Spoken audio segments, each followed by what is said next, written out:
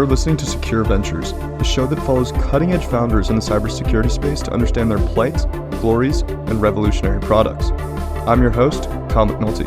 I'm also a full-time investor at In-Q-Tel, a strategic investor for the U.S. intelligence and defense communities. This show is a personal outside activity separate from and not affiliated with In-Q-Tel in any manner. All comments, opinions, and sponsorships are wholly independent. With me in this episode is Tushar Kothari. Tushar was the CEO of Attivo Networks for a decade before selling to SentinelOne for $600 million in 2022.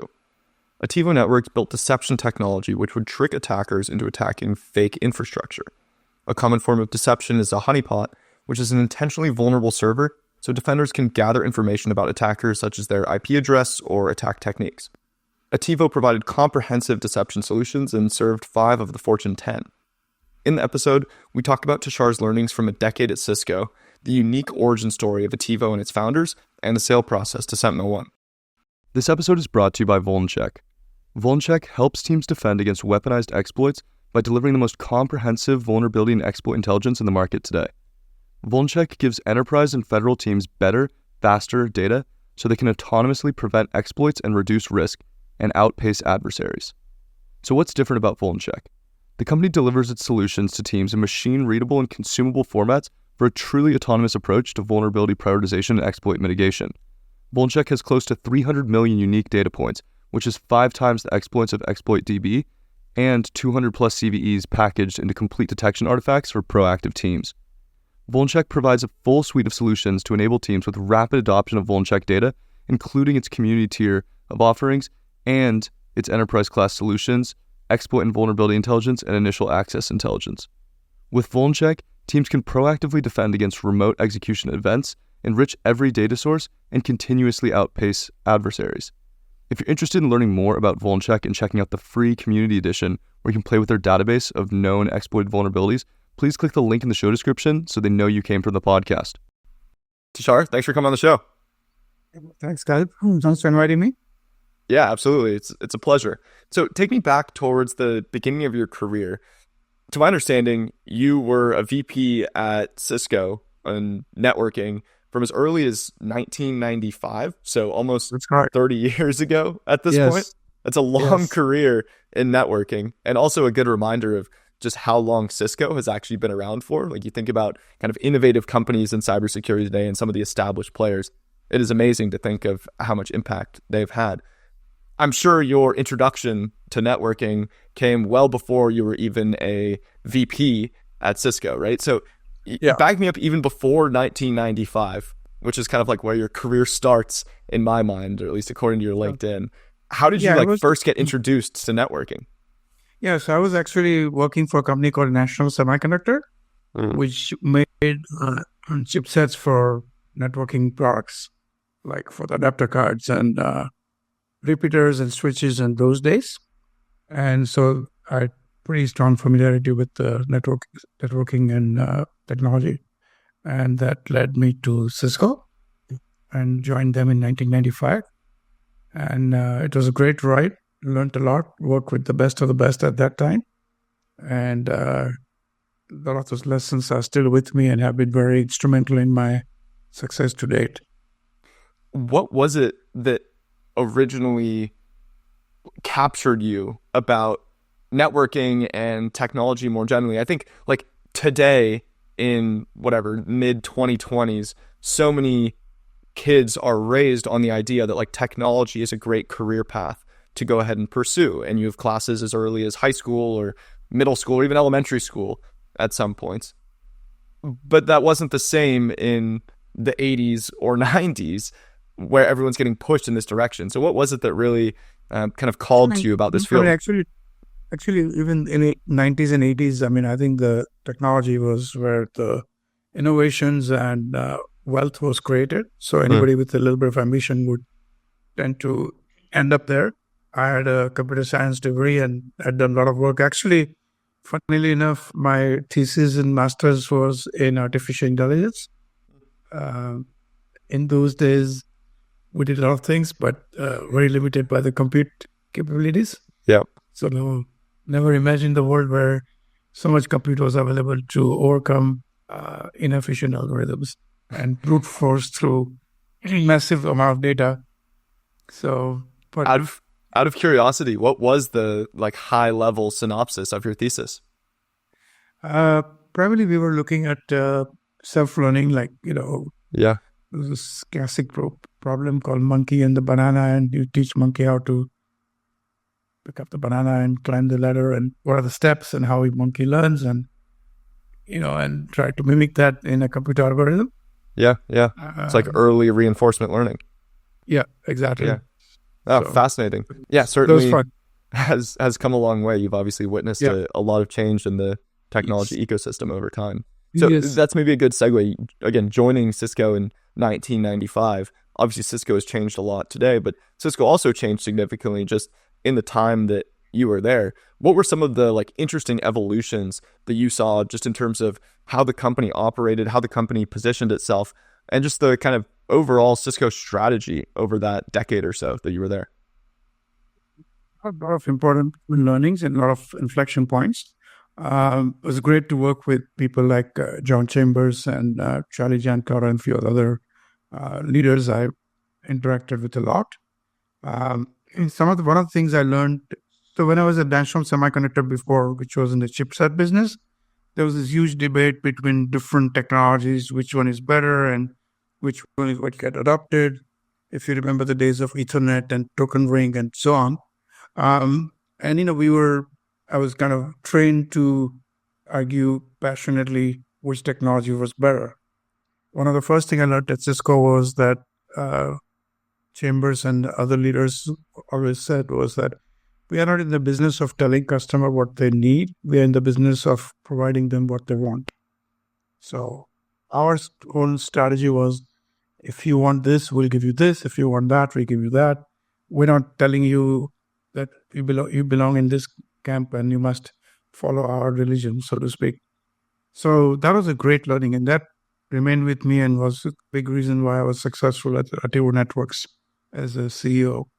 That stayed with me. The other thing I learned was the value of sales and leading, sales is the front of the engine, train, so to speak. And there were days when Cisco was really hot and, business was just booming. Everybody was wanting to buy Cisco products. And there were stories of Cisco sales reps waiting by the fax machine. And in some of the offices, in those days, there were fax machines. And in some of the offices, there was allocation like, okay, you got from 9 to 11. So any fax came between 9 to 11 is yours. And that's your business. It means you can take those orders. Amazing story and amazing, it was pretty wild. So, and some of the sales reps were making like $1 million a year in sales commissions. And some of them, of course, Cisco hired best of the best, but some of them didn't even understand the core basic technology or couldn't answer too many questions because we were hiring in such a mass volume, so to speak. So Yeah. one day I asked John Chambers, I said, hey, this is kind of silly. I mean, we are paying $1 million to the sales rep and it's, easy money and blah, blah, blah. And, my initial instinct was to curb the expense, maximize the profit. And Chambers taught me that when a sales guy makes a lot of money, that means your company is running well. Number one, you have, great demand, which is such a good news. Secondly, a sales guy making a wild amount of money spreads through the industry. He tells his buddies, I made $1 million. In those days, $1 million was a lot of money. And that attracts everybody wanting to come and work for your company. So he thought it was a pretty amazing thing that somebody made $1 million. He didn't mind that at all. And that was a good learning. And one of the things I learned through that was that if your company and if your sales reps are not making money, nothing else is going to work. And as I grew in my career and were in senior leadership positions in various companies, one of the lessons was that if you set your sales targets or the company targets such a way that if less than 70% of the people cross the target, that means you've done a bad job. Something is not right. You did not set the goals right, or your product market fit is not right, many other things. So it taught me serious importance of managing the business from sales perspective to make sure that anything we set out is doable. And then I also learned that if I want others to sell something, I need to be able to sell it myself. And that made sure that I didn't have any. I had to polish the whole story to make sure it is sellable and the customer is actually buying. So throughout my career, I remained engaged, and that's how I moved from engineering to sales to really find out what is the true, value of our product and how it should be sold. And that's one of the reasons behind my personal success and so on. And in fact, now I know that a couple of companies have actually started giving their product manager sales quota. So if you become a product manager in a company and you have a product, then when you introduce a product, first year you have a revenue target, and your compensation is directly tied to sales commission. And your job is to go out and visit all the customers and convince them to buy the product and hit the sales quota. And as you do that, I thought, wow, what a silly thing, right? Like one of the guys who got hired as a product manager in one of this very impressive company called me saying, hey, they hired me and now they're giving me quota to sell. And I thought about it and I said, that's a great, wonderful thing. Go learn, sell. If you can't sell, you can't expect your sales reps to sell. And as you talk to the customers, you will really learn the true value proposition and what needs to be done to sell the brand technology. So it was great. There's a lot of go ahead.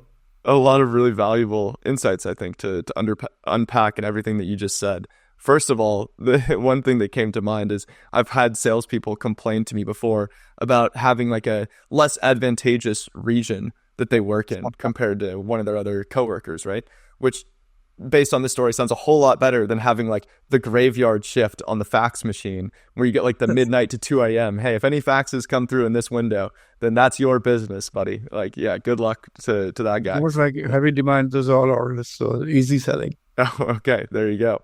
And also a great example in terms of the value of, even if it is like classified as overcompensation, how that carries throughout the ecosystem, and not just making people want to work for your company, but also just indicating success for the company as a whole, which is then more likely for other companies to be interested in purchasing your product too. If you hear that like the Cisco salesperson is making $1 million and you're considering buying Cisco, you're like, wow, Cisco's clearly selling a whole lot. Other people are buying a lot from them. It must be a very legitimate product. So, a lot of... then you start attracting best of the best in the industry. Best sales reps say, I want to go work for Cisco because I can earn a good living. Yeah. So another thing that you said that really kind of caught my attention was around this idea that you went after what the customers wanted as opposed to trying to develop a customer need. And this is something I actually just talked about on the last podcast episode with Pete from Realm fairly substantially. Completely agree in concept. I'm curious to try to like push back on this a little bit. Sure. Are there any exceptions, you think? Like, are there any areas of the market where you can't have that same approach? Like, it sounds very easy in practice to say, oh, if the customer wants something, then we should go ahead and deliver to that. But I can think of an example where, like, if you're dedicated to building a product that maybe has like a 2 to 3 year time horizon, if you get sidetracked with building what the customer wants right now, then you're going to end up building something that's kind of derailing the long-term vision of your company. Maybe there's even an analogy, not to be like critical of Cisco and everything they've accomplished, but you think about like where Cisco is today relative to someone like a Palo Alto Networks, maybe you could argue that there was some downside in terms of that approach and that strategy. I'm just curious your thoughts on that kind of take. No, look, I think two things. So one, I agree that there are products and situations where customer cannot imagine. Like if you look at Steve Jobs and all the products he created at Apple, he imagined what customer would want, and he imagined what his technology could do. So if Steve had called me and say, "Hey, would you consider a mobile phone?" I would have probably said no. Because I couldn't imagine all the things that he could imagine. So there is no question about it that inventions and innovations have to come from, you know, from the innovators, and, they need to have a good sense of the market and customers and what's going on. But there is a place for true inventions, which are not necessarily driven by direct customer input.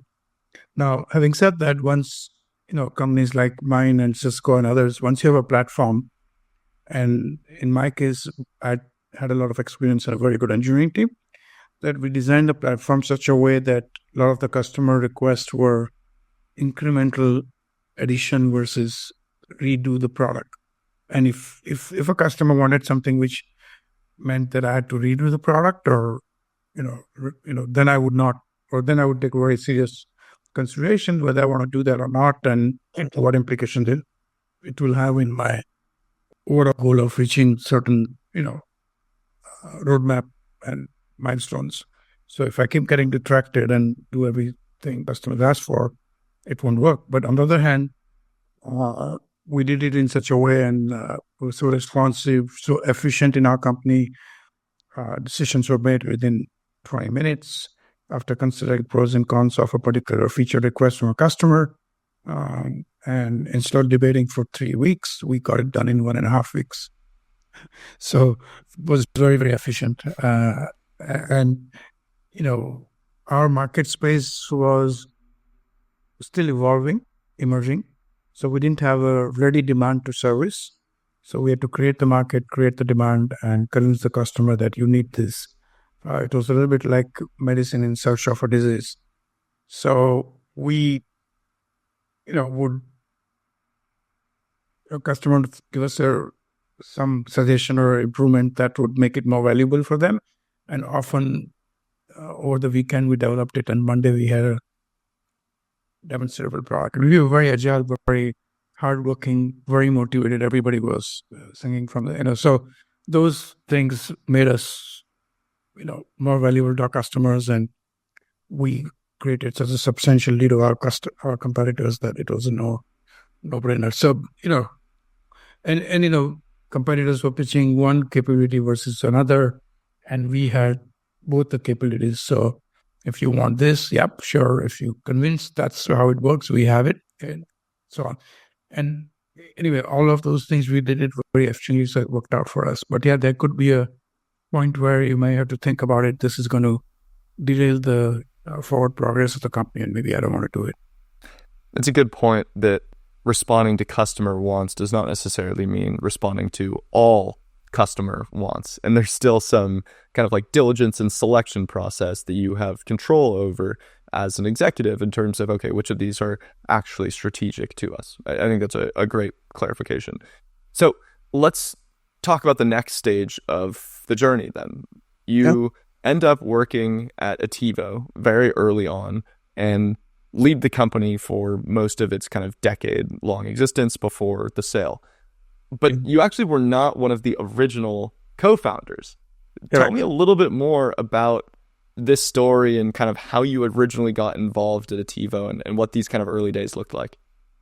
Sure. So there's a guy called Mano Murthy, who was the original founder along with Mark Fagali and BJ. And those three, and there's fourth founder. But anyway, they had this idea that they would create kind of a honeypot or external deception where, when the attackers come and ping your firewall, you would, derail them into a labyrinth and do some things. But anyway, it was not well paid. They had not raised any money, and they were generally meeting over the weekends in some coffee shop. And, so it was not really started as a company. They had some ideas, and they asked me to come and join them. And my co-founder, Mano Murthy, was, serial entrepreneur. He had done 3 companies, so I thought he knows exactly what to do. And all I had to do is be a CEO and enjoy the glory. Sure enough, that was not the case. Not his fault, but, I quickly learned that this was not quite big. So we kind of regrouped and started. And he had not raised any money, so there was no money in the company. They were just meeting and spending coffee money. So I decided to regroup the company. A couple of ideas were good. And then I found my new engineering team. And Venu was one of my co-founder, engineer with me, came from McAfee, and together we went to meet with Symantec to discuss the idea of creating a deception as a technology. And Symantec told us that, hey, if you can put this inside the network, it will be a lot more valuable versus outside the network, what you guys are trying to do. And so we came out of that meeting.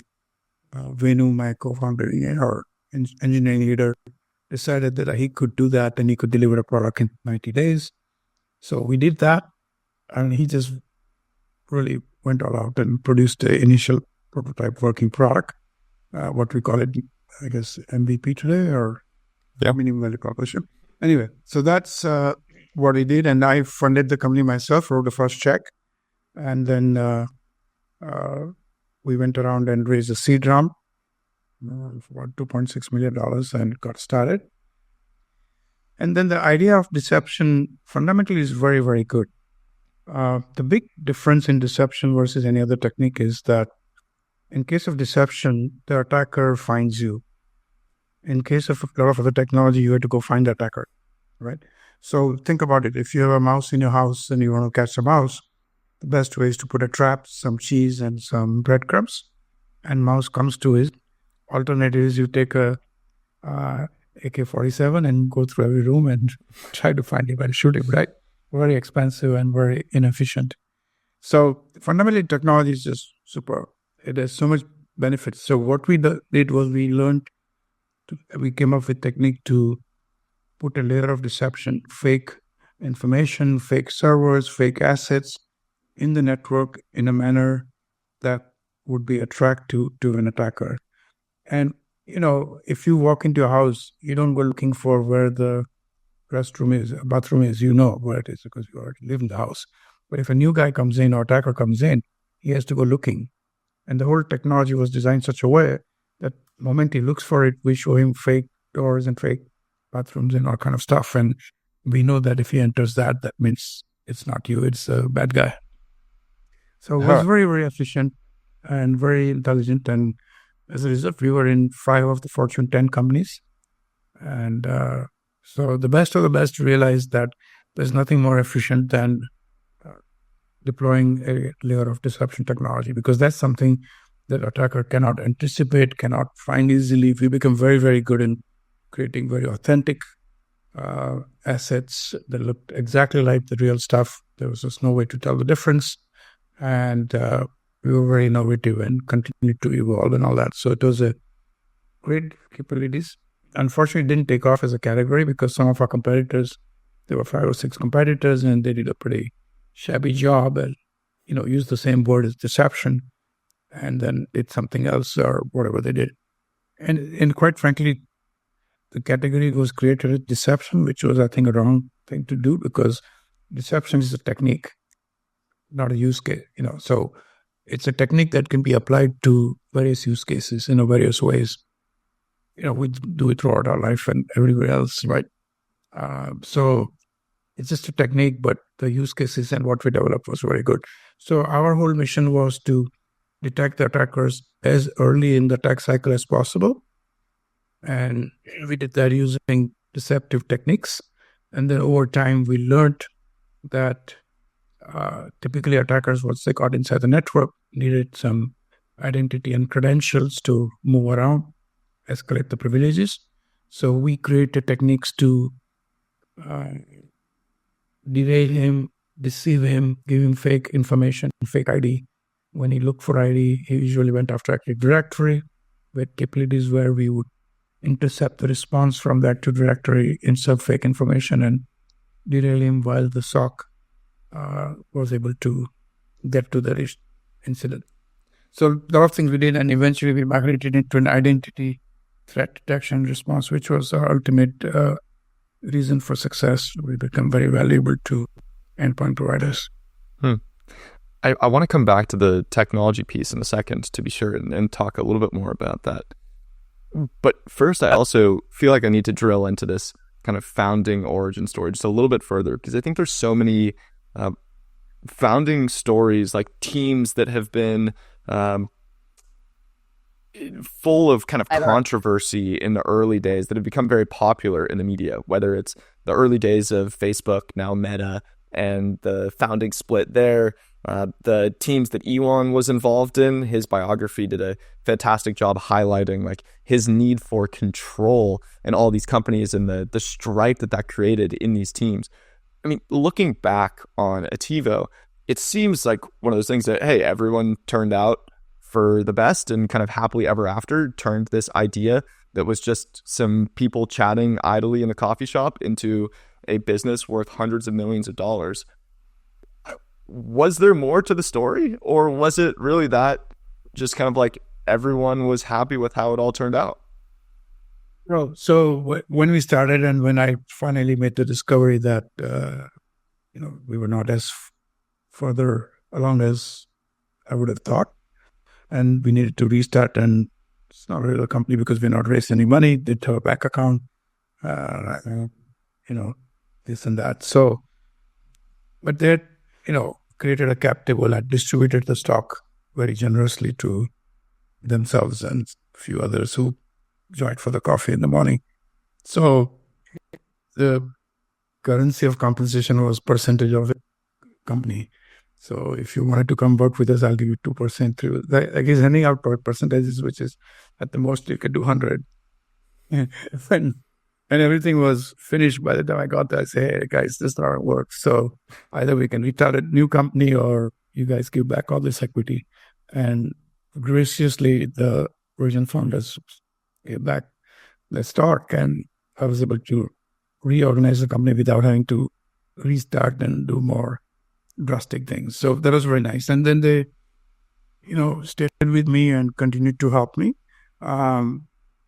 Over time, they realized they didn't have the technical skills for some of the things, a couple of them, but, they did complementary work, whatever I needed help in, and they did a good job of it. So they all contributed and wanted the company to succeed. Only there's one original founder who, got a bunch of equity and went south on us, so to speak. After I got there, I say, hey, I'd like to see what code you've written so far. And he was very dodgy. And finally I say, hey, Friday I'm in the office. You're going to come and show me what code you've done so far. And he dropped off a CD and there was nothing on it. So I terminated him, but because I terminated him, he didn't have to give back his stock. And he really made out from this journey, if you wanted, like a little bit of but it's part of the story. Sometimes it happens. Obviously, if I were to do another company, I would be more smarter about some of those things. I could have just started saying, okay, everybody's going to reinvest the stock because we're restarting and all that. So anyway, but in the bigger scheme of things, that didn't come in the way of our success.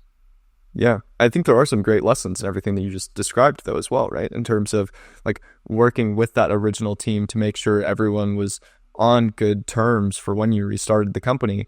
So that way you had this kind of like positive momentum, positive culture around the company, as opposed to a bunch of people who felt like there was bad blood and some like leadership feud. And also just a great point as far as like a future lesson of the importance of vesting and like resetting that schedule, right? Which I think is just a great lesson for any founder that's working with early team members. I mean, at that time, I didn't know that we were not as further along as I thought we were. So I didn't have the courage to tell the original founder and CEO that, hey, you need to give up all the stuff. Yeah, I mean, over time, but they were very gracious and it worked out. In fact, I'm sitting in Mano's house here in Pahar Dunes, enjoying my vacation at his courtesy. So we're still great friends, and he's done really well out of the company, and so did the other original founders and everybody else. And one of the good things about Attivo's success story was that we managed it really well in various ways, apart from technology, all that people management, the cap table management. We raised money. We raised about $65-70 million, including some from Incuta. But we didn't dilute ourselves or let the valuations go out of control and all various things. So net result is that every employee and every investor had an outstanding returns, and a lot of it was very tax efficient because the way we had organized it. Yeah. Okay, so let's go back to the technology piece. I think something that occurred to me when I'm thinking about deception technologies, and I've heard this before, that deception technologies can really frustrate and motivate attackers, right? Where like if an attacker hits a honeypot, it's kind of like a challenge accepted kind of mentality where they say, okay, like you fooled me this time, but now I'm extra motivated to make sure that I really break into this company. And I imagine there's this kind of evolution where an attacker gets hit by a honeypot once and they're like, okay, well now in the future, I know to look out for that and I'm not going to fall for that same trick twice, right? I imagine, especially when it comes to nation states where you have an organization that's carrying off several attacks all over the place on several different enterprises, they're trying to kind of learn from their mistakes in the past and not fall for the same deception technique in the future. How did Attivo kind of evolve the capabilities internally to account for this evolution on the attacker side as well? Yeah, so I think we went very deep in the technology, and it was a cat and mouse game, and we would shuffle the deception, so it won't be always the same place, it won't look same. We used the original servers and original data it was indistinguishable. We would insert it in, so there is no signature of the deception that an attacker could catch. And we made it very, very difficult. We had one large insurance company in Europe, who had engaged us and wanted to really test our technology, and they had 2 different red teams go after it. And they told them there is something called Attivo. We used different names. We changed our signature of our what do you call it? Forget the Microsoft. To put binary into the code. Like VirusTotal? Not VirusTotal. There's something that you have to, skips me at the moment, but you have to get a certification to insert a code. And there's a signature. Sure. And so if you look at the binaries of each company, it will have signature, and I forget how you get that right now. It's been 7-8 years since we tackled that. But point was that it would show that this is Attivo Networks binary.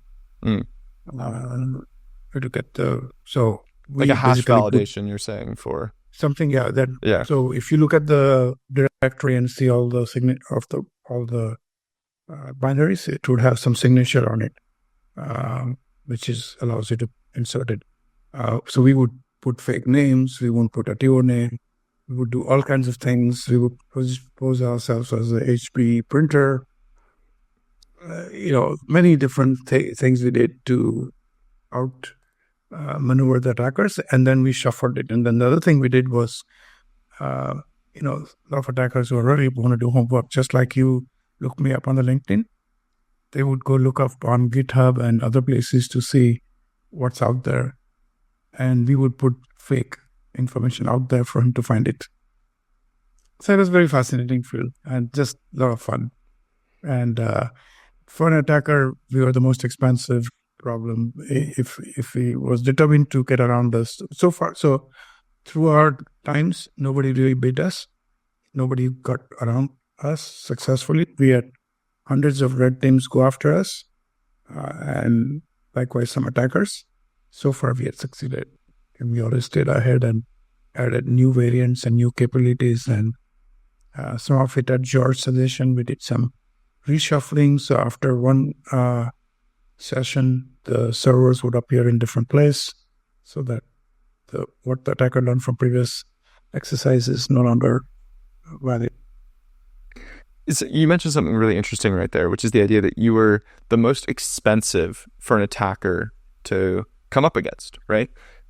Do you subscribe to the philosophy that it's possible to basically like drain a group's funds by making it so expensive to go after an organization. What are your thoughts on that kind of concept of security? I think the attackers have so many choices and so many low-hanging fruits that unless there's just not enough value to deal with us for 50 days or whatever it took. In fact, one of the casinos had deployed us, and they had hired I forget which company to do red teaming, and the red teaming guys were excited. They had locked into us and getting all this information. After 15 days, the CISO told them, "Hey, you are in our deception technology. I don't want you to charge me $10,000 a day fooling around with it. Go find something else." Yeah, so then I'm sure not that many red teamers were a big fan of you guys at that point. No. That is correct. Yeah. We were fun went against Bandians and other people at that time and so on. Yeah. Okay, so then tell me about the sale. You sold to SentinelOne, if I'm remembering correctly, right? And so this was was it 2021, 2022? Yes, 2020. We closed the deal in 2022. Okay. First quarter. What was that decision like for you? I think it's always fascinating to hear from founders who've gotten to that point in the journey. And it wasn't like you worked on Attivo for a year and a half or 2 years and then said, okay, time to sell. This was a good run and incredible return for only a year and a half of work. You'd been toiling on this for almost a decade at this point. What was the decision like? Was this something where you guys made the decision to sell and then went and found a buyer? Or did SentinelOne approach you and say, hey, we're interested in purchasing Attivo? What did that look like? So 2 things. First of all, I firmly believe in that when you start a company or whatever, right, in the first year or 2, you need to determine the product market fit. And unless you hit something so good that there's just people calling you and finding you, and in the old analogy, sending you orders by fax. So if that doesn't happen, then you need to seriously look at where you're going. Particularly in cybersecurity, there are just so many companies, 600, 700 companies, and so on. So we made a decision that until we found that product market fit and the category that took off, we were going to manage ourselves carefully and create technology that would be of value to a neighboring technology. And in our case, because we were sitting on the same endpoint as any of the endpoint providers like CrowdStrike and so on, and SentinelOne, that it made sense for us to merge our binary with theirs so that it's just one solution versus 2 different things. And we had a lot of common customers, and so we decided that the best buyer for our company would be somebody who's doing the endpoint detection, because all the endpoint detection companies encountered attackers who got in and then found, identity. And so first thing they do is go after identity, and using that, they were able to do that. So it became very clear to us that we wanted to be merged with an endpoint provider, because there's always friction on putting another binary, another endpoint agent on the endpoint and all that kind of stuff. So it would be a lot better if we could, be one solution. Everybody wants an endpoint solution. And if we're part of that, we have an extra footprint to sell the value proposition. So we approached SentinelOne, and while it took about 6 months for them to warm up to us, but during those 6 months, one of their customer got breached. And what the customer, the attacker did there was to bypass. So they got in, and then they went after the Active Directory and broke into the thread, got themselves credentials. Using their credentials, they turned off the SentinelOne console off and basically made the SentinelOne capabilities ineffective. And then, basically it was a public company. They had to announce that they've been breached, and they had to hire, one of the IR guys to do the incident response for them. SentinelOne was helping them to figure out what's going on. And SentinelOne had heard about us by the time, so they recommended us to this customer saying, talk to these guys. and we showed them what was going on in the Active Directory with our technology and how we would have prevented it from happening and so on. So they became our customer. And so there was a direct proof of SentinelOne seeing the value of this technology. And also, if we were part of SentinelOne at that time, this particular breach would not have occurred. So more evidence and more things became clearer. And we continued to pursue them. And we didn't have an investment banker. They finally, towards Thanksgiving of 21, we had a big meeting with their chief operating officer, and the guy was running the company, and showed him the value and the marquee customer list we had. They had, as their focus was SMB, we were in large enterprise customers. We had, marquee customers, 5 out of the 10 Fortune companies, Fortune 10 companies, and so on. So they saw the synergies, they saw the value, and then we got it to deeper discussion to do the acquisition. But we had made a decision that our technology was not going to be a standalone technology to build a standalone company because the category had not taken off. As a result, we didn't raise too much money. We managed everything such a way that we were acquirable, we were compact, and it could be because a lot of companies got such heavy valuation that acquirer couldn't afford to buy because there's not enough value. It's like buying your, small kid size 12 shoes. You had to wait to grow into it because they'd taken such high valuation money. We had not. So we were well packaged to be acquired. And we did it ourselves. And we did have investment banker. Myself and my CFO basically negotiated everything. Wow, interesting.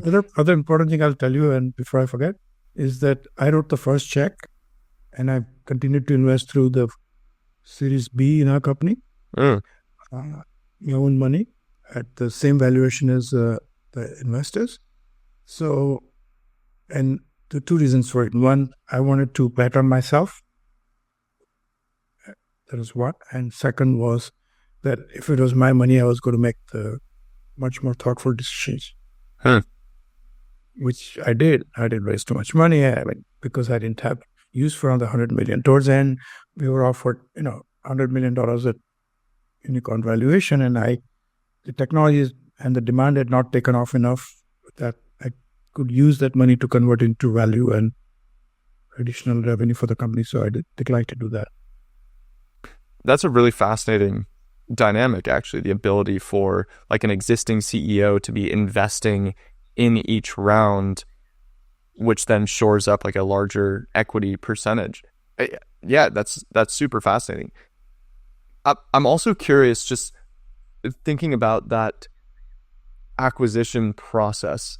There's a lot of acquisitions that are made in any market with this idea of like, oh, we're creating some sort of synergy here, right? And like, there's this tangentially related product, there's a new market, like you mentioned, the difference between the SMB focus versus the large enterprise focus. I don't know how much information you can share, but I'm just curious to hear your perspective. A few years later, like we're at the end of 2024 as we're recording this, was it successful? Like, do you think those synergies materialized? Some did. They could have done better. Obviously, we lost control of the situation, and also SentinelOne went through a lot of turmoil and churn. The executive who did the acquisition left, and almost everybody around the executive table got churned, not once but twice maybe. So SentinelOne went IPO at $35 per share and went up to $80 while we were negotiating with them. And today the stock is at $20, while all other competitors have quadrupled in revenue since we got acquired. So clearly they've had their execution challenges and, all that stuff. And as a result, the synergies were not as well exploited. If they're still there, they're still very valuable. Identity theft is still the number one reason why. If you look at any of the large breaches, somewhere along the step, the attacker is harvesting the identity and credentials to select use privileges. Yeah, totally fair. One of the things that comes to mind for me for SentinelOne is RSA a couple years ago when they had the F1 car on the showroom floor. So they're not the only cyber company that's guilty of very expensive marketing gimmicks, but an interesting thing to look back on in hindsight. A lot of things. I mean, they went IPO with such frauds that they were not thinking more carefully and more realistic. And the people who made them successful till they got to the IPO had left or parted due to disagreements with the CEO post IPO. So they had lot of turmoil, and we didn't have an opportunity to show our wares as well. It's still doing well. It's growing, our part of the technology. But if we were running it, it would have been 10 times faster. Yeah. Awesome. Well, Tushar, really appreciate the time on the conversation. I think you shared a bunch of fascinating insights, both in terms of your own career and kind of your journey through Cisco, some of the lessons there, and then also just how you thought about growing Attivo and some of the unique inflection points that you had there. And I think some really valuable lessons for founders as they think about building or selling a company as well. So really appreciate the time and all the thoughts. Thank you very much, Kyle. Look forward to seeing you at the next CEO Summit. Yeah. Right. Thanks so much for listening to this episode. You can subscribe wherever you get your podcasts, and you can write to me at kyle@secureventures.io. I'm Kyle McNulty, and you've been listening to Secure Ventures.